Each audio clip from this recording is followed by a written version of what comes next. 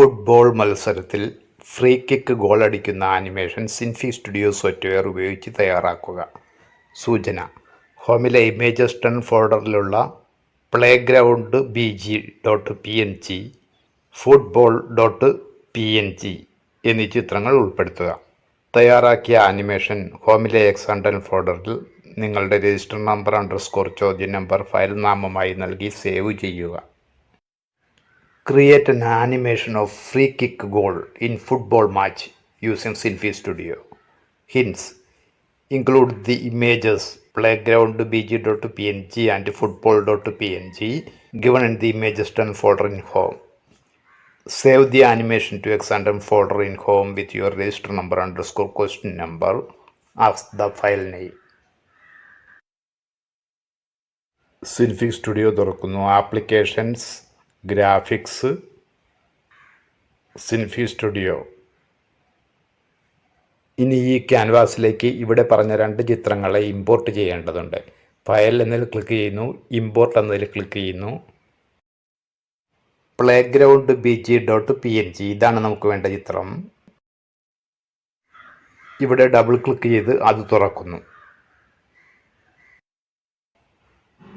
അടുത്ത ചിത്രവും ഇതുപോലെ ഇമ്പോർട്ട് ചെയ്യണം.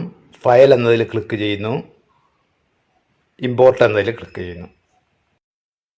ഫുട്ബോൾ എന്നതാണ് ചിത്രം, അത് സെലക്ട് ചെയ്യുന്നു.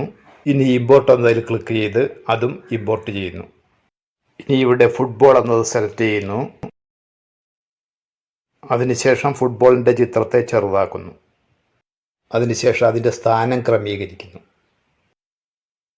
ആനിമേഷൻ തുടങ്ങാൻ വേണ്ടി ഇനി ഇവിടെ ക്ലിക്ക് ചെയ്യുന്നു.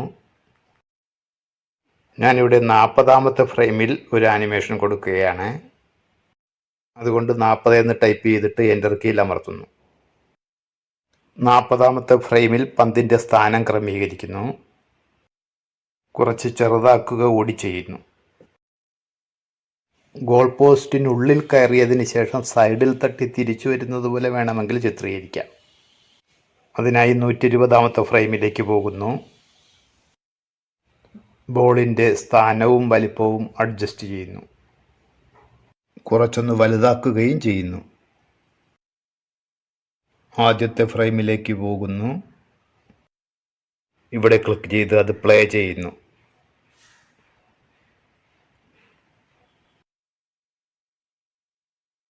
ഇത് സേവ് ചെയ്യുന്നതിന് വേണ്ടി ഫയൽ എന്നതിൽ ക്ലിക്ക് ചെയ്യുന്നു, സേവ് എന്നതിൽ ക്ലിക്ക് ചെയ്യുന്നു. x10 ഫോൾഡറിൽ രജിസ്റ്റർ നമ്പർ ചോദ്യം നമ്പർ എന്ന രീതിയിൽ ഫയൽ നാമം നൽകുന്നു. SIFZ എന്ന ഫോമാറ്റിൽ സേവ് ചെയ്യുന്നു. ഇവിടെ സേവ് എന്നതിൽ ക്ലിക്ക് ചെയ്ത് ഫയൽ സേവ് ചെയ്യുന്നു.